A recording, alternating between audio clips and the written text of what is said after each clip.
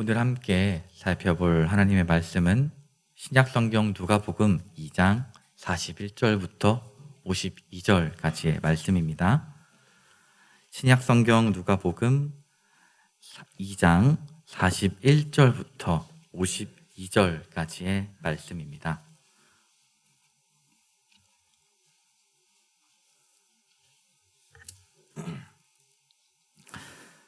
함께 교독하시고 마지막 52장은 다 함께 읽도록 하겠습니다.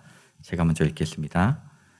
그의 부모가 해마다 6월절이 되면 예루살렘으로 가더니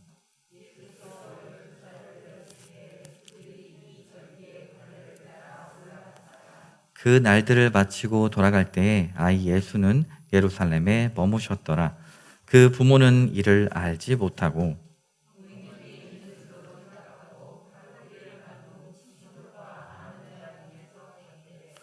만나지 못함에 찾으면서 예루살렘에 돌아갔더니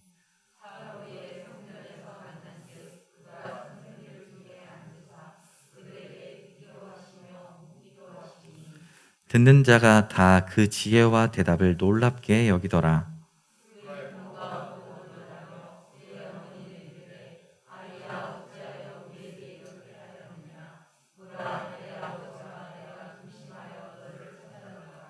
예수께서 이르시되 어찌하여 나를 찾으셨나이까? 내가 내 아버지 집에 있어야 할 줄을 알지 못하셨나이까 하시니 예수께서 함께 내려가사 나사렛에 이르러 순종하여 받드시더라. 그 어머니는 이 모든 말을 마음에 두니라. 함께 읽겠습니다. 예수는 지혜와 키가 자라가며 하나님과 사람에게 더욱 사랑스러워 가시더라. 아멘. 새해를 맞이하면 누구나 다짐한 것이 있습니다. 운동, 다이어트, 독서 등 그동안 해내지 못한 것들을 목표로 하고 그것을 이루고자 노력하죠. 저 또한 2022년 올해 목표로 정한 일은 건강 지키기입니다. 주 1회에서 2회 등산하면서 체력을 기르고자 노력하고 있죠. 그리고 이렇게 목표를 정하고 노력하는 이것은 일상생활에만 해당되지 않습니다. 우리는 우리의 신앙생활에서도 우리가 목표를 정하고 이 목표를 달성하기 위해 노력하는 것, 이것은 마찬가지라 할 수 있습니다. 매일 성경 2장씩 읽기, 그리고 매일 기도하기 등 개인의 경건 생활을 위해 우리 스스로 정해둔 목표가 있을 것입니다. 그리고 그것을 지켜나가기 위해 부단히 노력하지요. 오늘 말씀은 신앙생활을 바로 잡고 올바른 성도의 삶을 살아가고자 그 목표를 세우고 지켜나가는 우리에게 꼭 필요한 말씀이라 할 수 있습니다. 왜 그럴까요? 신앙생활을 바로잡고 올바른 성도의 삶을 살아가기 위해선 무엇보다 성도의 정체성을 바로 알아야 하는데 오늘 말씀이 우리에게 이 성도의 정체성을 알려주기 때문입니다. 이 시간 예수님의 유년기에 펼쳐진 이야기를 함께 살펴보고 우리가 살아가야 할 그 성도의 정체성이 무엇인지 이야기하고자 합니다. 오늘 본문인 누가복음 2장 41절부터 52절은 다른 복음서에는 언급되지 않는 예수님의 그 유년기 시절을 조명하고 있습니다. 본문 42절에서 알 수 있듯이 예수님이 12살이 되었을 때 요셉과 마리아 그리고 예수님은 이 유월절을 지키기 위해 예루살렘으로 갔습니다. 그리고 이는 단순히 예수님이 12살 때만 간 것이 아니었습니다. 본문 42절을 다 함께 읽도록 하겠습니다. 예수께서 12살 되었을 때에 그들이 이 절기의 관례를 따라 올라갔다가 아멘. 이 구절에서 올라갔다라고 사용된 이 헬라어는 반복된 표현을 의미합니다. 즉 해마다 가족끼리 예루살렘으로 절기를 지키러 갔다가 돌아왔음을 의미하는 것이죠. 예수님은 이렇게 신실한 요셉과 마리아 밑에서 자라나고 있었습니다. 자, 그렇다면 예수님께서 12살이 되셨을 때 이 절기를 지키러 갔던 이 사건이 기록된 이유가 무엇일까요? 그만한 사건이 발생했기 때문입니다. 여러 때와 같이 요셉과 마리아는 이 절기를 지키고 고향으로 돌아가는 무리에 합류합니다. 그런데 여기서 문제가 발생하죠. 바로 예수님을 예루살렘에 두고 온 것입니다. 아니, 어떻게 자기 자식을 두고 떠날 수가 있지? 부모가 저래도 되나? 이렇게 생각하실 수 있습니다. 하지만 이는 당시 이스라엘의 문화를 생각한다면 충분히 일어날 수 있는 상황이었습니다. 과거 예루살렘의 절기를 지키러 방문한 이 유대인들은 돌아갈 때 두 그룹으로 나뉘어 이렇게 고향으로 돌아갔습니다. 한 그룹은 여자와 약자로 구성된 그룹이고 다른 한 그룹은 남성으로 이루어진 그룹입니다. 고향으로 돌아갈 때 먼저 이 여자와 약자가 포함된 그룹이 출발하고 뒤이어 남성 그룹이 출발했습니다. 이는 여자와 약자 그룹이 남성 그룹에 비해 걷는 걸음 속도가 느려서 이렇게 먼저 출발하도록 하는 그 배려라 할 수 있죠. 여기서 마리아는 예수님을 요셉이 챙겼을 거라 생각하고 먼저 출발한 것입니다. 그리고 뒤이어 출발한 요셉은 먼저 출발한 마리아 그룹에 어린 예수님이 같이 갔을 거라 생각을 하고 그냥 간 것이죠. 이런 상황 속에서 하루가 지나게 되고 두 그룹이 합류했을 때 요셉과 마리아는 예수님이 없다는 것을 비로소 알게 되었습니다. 예수님이 없어졌다는 사실을 알게 된 요셉과 마리아는 서둘러 왔던 길을 되돌아가면서 예수님을 찾습니다. 이렇게 왔던 길을 다시 되돌아가고 예루살렘 곳곳을 샅샅이 뒤지며 이 사흘 동안 예수님을 찾게 된 것이죠. 다행히도 오매불방 예수님을 찾았던 이 요셉과 마리아는 마침내 예수님을 찾게 됩니다. 예수님은 그동안 어디 계셨을까요? 그것은 바로 성전입니다. 본문 46절을 다 함께 읽도록 하겠습니다.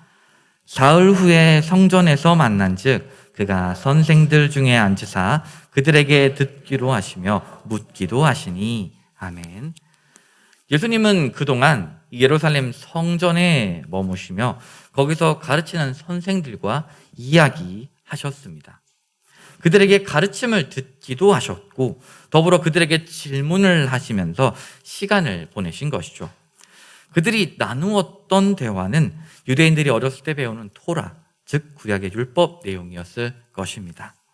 예수님과 이야기를 나누었던 이 선생들은 전보다 어린 예수님의 입에서 나오는 이 말에 감탄하였습니다. 이 부분에서 예수님께서 어려서부터 이 하나님 나라에 대한 지혜가 출중했음을 알 수 있는 구절이죠. 자, 이렇게 성전에서 다른 이들을 가르치는 선생들과 이야기를 나누는 이 예수님은 자신을 애타게 찾던 요셉과 마리아를 만나게 됩니다. 자, 여러분, 만일 사흘 동안 자기가 찾았던 그 아이를 비로소 만났을 때 어떤 기분이 드실 것 같나요? 그리고 어떤 행동을 하실 것 같나요? 아이를 찾았다는 그 안도의 생각이 드는 것과 동시에 그동안 아이를 찾느라 고생한 시간이 떠오르면서 아이고 그동안 어디 있었어? 라며 아이에게 원망의 말을 하지 않았을까요? 오늘 본문의 요셉과 마리아도 마찬가지였습니다. 본문 48절을 우리 다 함께 읽도록 하겠습니다. 그의 부모가 보고 놀라며 그의 어머니는 이르되 아이야 어찌하여 우리에게 이렇게 하였느냐 보라 내 아버지와 내가 근심하여 너를 찾았노라. 아멘. 자, 어떠신가요? 이 마리아의 말에서 큰 원망과 분노가 느껴지지 않으신가요? 아니, 왜 우리에게 이런 고생을 하게 만드니? 너 아빠랑 나랑 얼마나 걱정하며 너를 찾았는지 알기나 하니? 이처럼 그동안 이 고생한 모든 것이 고스란히 담겨있는 그런 말이라는 것입니다. 그런데 여기서 재미난 것은 이 예수님의 답변입니다. 본문 49절을 다 함께 읽도록 하겠습니다. 예수께서 이르시되 어찌하여 나를 찾으셨나이까? 내가 내 아버지 집에 있어야 될 줄을 알지 못하셨나이까? 하시니. 아멘. 예수님은 자신을 찾느라 고생한 이 부모에게 왜 나를 찾으셨나요? 내가 내 아버지 집, 이 성전에 있어야 되는 걸 알지 못하셨나요? 라고 대답하셨습니다. 이 말을 단순히 들었을 때는 정말 철없는 어린아이같이 느껴질 것입니다. 잃어버린 그 자신을 찾으러 사흘 동안 고생한 부모에게 이렇게 이야기하다뇨. 죄송하다고 해도 모자를 파니 말입니다. 하지만 예수님의 이 대답은 오늘 본문의 핵심 메시지라 해도 과언이 아닙니다. 왜냐하면 이 마리아를 향한 이 예수님의 답변에는 하나님의 아들로서의 사명을 감당하시는 예수님을 보여주기 때문입니다. 오늘 본문 49절을 다시 한번 읽도록 하겠습니다. 예수께서 이르시되 어찌하여 나를 찾으셨나이까?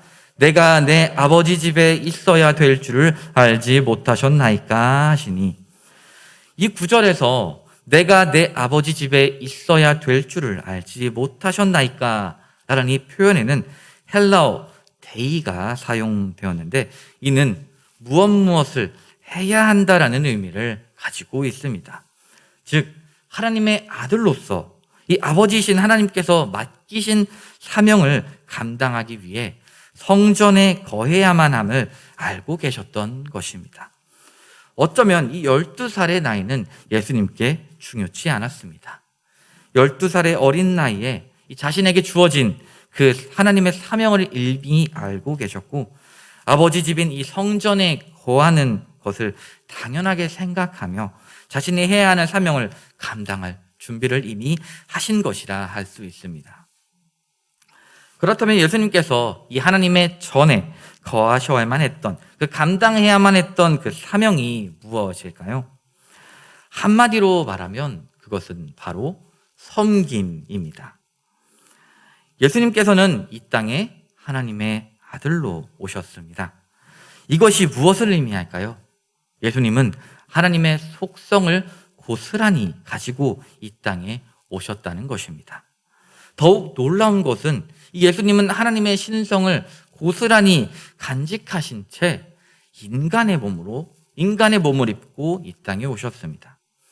하나님의 아들로서 어쩌면 굳이 할 필요 없는 인간의 모습으로 이 땅에 오신 것이죠. 이렇게 인간의 몸으로 이 땅에 오신 것은 하나님의 계획과 사명의 일부였던 것입니다. 이는 마가복음 10장 45절에서 아주 잘 나타나 있습니다. 다 함께 마가복음 10장 45절을 읽도록 하겠습니다. 인자가 온 것은 섬김을 받으려 함이 아니라 도리어 섬기려 하고 자기 목숨을 많은 사람의 대속물로 주려 함이니라. 아멘. 예수님께서는 하나님의 아들이셨지만 언제나 낮은 자의 위치에서 섬기는 모습을 보여주셨습니다. 높은 자리에서 많은 이들에게 칭송받는, 그 섬김받는 자가 아닌 낮은 자리에서 많은 이들을 섬기는 자의 모습을 보여주셨습니다. 왜 그러셨을까요? 그것은 바로 우리의 죄를 사하여 주시기 위해서입니다. 자기 목숨을 많은 사람의 대속물로 주어 그들의 죄를 대신 짊어지고자 하신 것이죠. 그리고 이러한 예수님의 섬김의 모습의 그 절정은 바로 십자가 고난입니다. 예수님은 죄가 없으셨지만 그 다른 이들의 죄를 고스란히 짊어지셨습니다. 십자가에 달려 죽으심으로 말입니다. 십자가에 달려 죽으심으로, 그리고 죽음을 이기시고 다시 부활하심으로 그들의 죄를 사하여 주셨습니다. 이처럼 오늘 본문 49절은 바로 하나님의 아들로서 주어진 그 사명을 감당하고자 하는 그 예수님의 모습을 미리 예고하는 아주 중요한 구절이라 할 수 있습니다.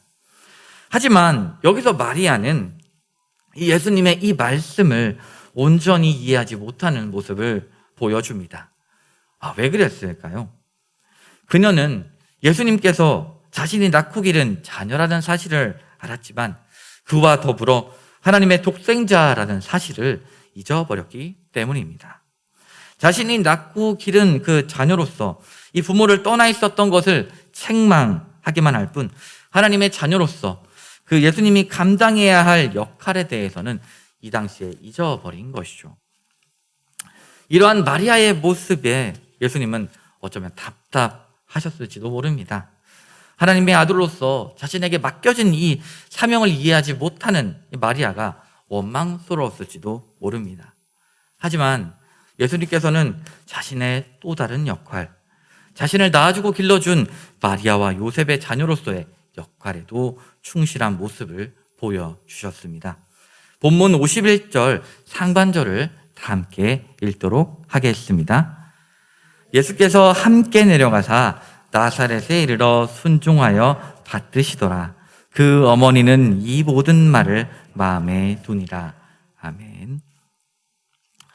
예수님께서는 내가 내 아버지 집에 있어야 한다고 말하신 후에 그곳에 계속 머무시지 않으셨습니다. 어쩌면 하나님의 아들로서 아버지 집인 이 성전에 계속 머무는 것이 당연해 보이는데 예수님은 그러시지 않으셨죠. 다시금 본래 있던 자리로 돌아가셨습니다. 12년 동안 자라왔던 그 나사렛으로 말입니다. 그리고 그곳에서 무려 18년 동안 마리아와 요셉에게 그 묵묵히 순종하셨습니다. 예수님께서 이 순종하는 모습을 통해 요셉과 마리아의 그 자녀로서 그 역할을 온전히 감당하신 것이죠. 사실 자신이 하나님의 아들임을 알았다면 요셉과 마리아는 한낱 인간에 불과한 존재라 여길 수 있었습니다. 그들에게 순종할 필요가 없는 것이죠. 하지만 예수님은 이런 모습을 보여주지 않으셨습니다. 도리어 섬김과 동시에 순종의 모습을 보여주셨습니다. 자신을 낳고 길러준 요셉과 마리아에게 온전히 순종한 모습을 보여주신 것이죠. 비록 자신이 아버지의 집에 있어야 하는 것이 당연하다 말하는 것이 어쩌면 마리아의 말에 반박하는 것처럼 보이겠지만 이는 육신의 부모를 무시하는 것이 아니라 하나님의 아들로서 이 당연히 감당해야 할 사명을 이야기한 것, 바로 그뿐인 것이죠. 이처럼 예수님은 30살이 되기까지 자신을 낳고 길러준 요셉과 마리아에게 온전히 순종하셨습니다. 그리고 이 순종의 자세는 이후 펼쳐질 예수님의 사역에도 이어집니다. 사랑하는 성도 여러분, 오늘 유년기의 예수님의 이 이야기를 통해 우리는 성도로서 우리가 가져야 할 두 가지 중요한 그 정체성을 살펴볼 수 있었습니다. 그것은 바로 섬김과 순종입니다. 바로 예수님께서 보여주신 섬김, 그리고 이 순종의 자세가 성도의 정체성으로서 우리의 삶 속에서 드러나야 된다는 것이죠. 사실 우리는 예수님과 달리 부족한 자입니다. 언제나 부서지고 넘어질 수 있는 존재이죠. 예수님께 순종하고자 열의를 다할 때도 있지만 그 열의가 너무 과해 교만으로 이어지거나 혹은 그 열의가 금방 꺼지기도 합니다. 그렇기에 더욱이 우리는 예수님께서 보여주신 이 섬김과 순종의 모습을 기억해야 합니다. 먼저 각 가정에서 우리는 섬김과 순종의 모습을 보여주어야 합니다. 부모는 자녀를 단지 부모라는 이유로 강압적으로 대해서는 안 될 것입니다. 부모로서 자녀를 섬기는 모습을 보여주어야 합니다. 더불어 자녀 또한 부모를 섬기는 모습을 보여주어야 하겠죠. 더불어 이 가정에서뿐만 아니라 우리는 이 직장에서도 섬김과 순종의 모습을 보여주어야 합니다. 자신에게 주어진 그 자리에서 묵묵히 섬기고 순종하는 모습을 우리는 보여줘야 한다는 것이죠. 더욱이 우리는 이 교회 안에서도 섬김과 순종의 모습을 보여주어야 합니다. 여기서 섬김과 순종을 가장 잘 보여주는 것은 바로 교회의 직분이라 할 수 있죠. 지난주 정연구 목사님의 이 설교를 통해 우리는 교회의 직분이 갖는 의미를 알 수 있었습니다. 직책에 얽매이는 것이 아닌 한 명의 성도로서, 교회 구성원으로서 다른 이들을 섬기는 것이 바로 직분이지요. 즉 우리 모두는 교회 안에서 다른 이들을 섬기고 그들에게 순종해야 하는 존재입니다. 다른 이들 위해 군림하거나 자신의 의견만을 관철시키는 교만한 모습이 아닌 항상 낮은 곳에서 어려운 자들을 돕고 약자를 섬기며 순종하는 것이 우리의 삶이며 성도가 지켜야 할 바로 정체성인 것입니다. 이처럼 세상 속에서 그리고 가정에서 그리고 교회에서 우리는 언제나 섬김과 순종의 삶을 살아야 함을 기억해야 합니다. 여기서 섬김과 순종에 대한 저의 일화를 한 가지 이야기하고자 합니다. 저는 어렸을 때부터 부모님의 신앙생활에 큰 영향을 받았습니다. 특히 어머니께 많은 영향을 받았죠. 어머니께서는 교회에서 굳은 일을 도맡아 하셨습니다. 어느 누가 부탁하지도 않는데 솔선수범하셔서 홀로 굳은 일을 매번 도맡아 하셨습니다. 예를 들어 교회 바자회가 열렸을 때 어머니께서는 교회 뒤편에서 이 바자회에 나온 그 쓰레기들을 묵묵히 홀로 정리하셨습니다. 아무도 하지 않는 일을 그 교회 뒤편에서 도맡아 하신 것이죠. 그때 당시 저는 이 어머니의 모습을 보고 너무 화가 났습니다. 다른 사람도 많은데 왜 엄마가 그 일을 하냐고 이렇게 엄마한테 따지고 말았죠. 하지만 엄마는, 저희 어머니는 묵묵히 아무도 시키지 않는 굳은 일을 다 끝내셨습니다. 화를 일체 내지 않으시고 말입니다. 그리고 저에게 이렇게 말씀하셨습니다. 이것이 바로 섬김이고 섬길 줄 알아야 한다고 말입니다. 저는 이 어머니의 모습을 통해 이것이 바로 교회에서 우리가 보여줘야 할 진정한 섬김과 순종의 모습이라 생각이 듭니다. 마지막으로 성경 한 구절을 읽고 마치고자 합니다. 오늘 본문 마지막 구절인 52절을 다 함께 읽도록 하겠습니다. 예수는 지혜와 키가 자라가며 하나님과 사람에게 더욱 사랑스러워 가시더라. 아멘. 예수님께서 이 섬김과 순종을 통해 자신에게 주어진 사명을 감당하셨을 때 하나님은 어떻게 하셨을까요? 지혜와 키를 더욱 자라게 하시고 더욱 사랑스러워지게 하셨습니다.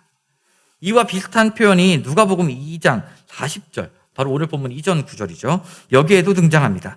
2장 40절을 다 함께 읽도록 하겠습니다.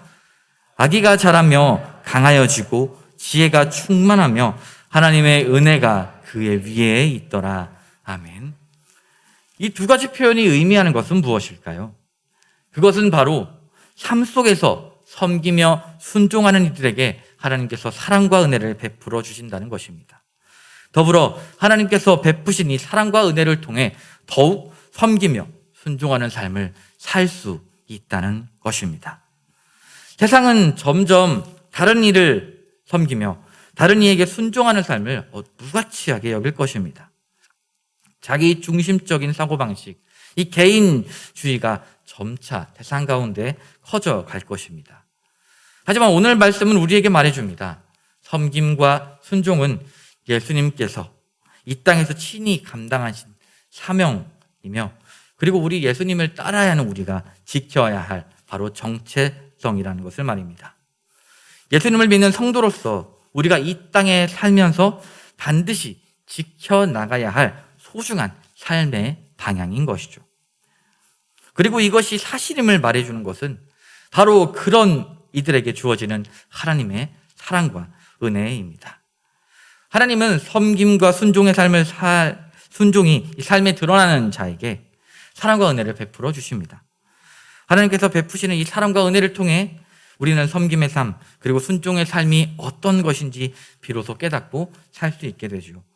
더불어 이 섬김과 순종이 사라져가는 세상이기에 이 가정에서든 직장에서든 그리고 교회에서든 어딜 가든 이렇게 섬김과 순종의 삶을 사는 이들은 사랑받는 존재가 되곤 합니다. 그리고 섬김과 순종의 삶을 사는 우리 모두에게 하나님께서의 크신 사랑과 은혜가 가득하게 임하는 그런 삶을 우리가 살 수 있는 것이죠. 그러므로 오늘 이 말씀을 기억하면서 이 섬김과 순종의 삶을 사는 우리 모두가 되길 주님의 이름으로 축원합니다.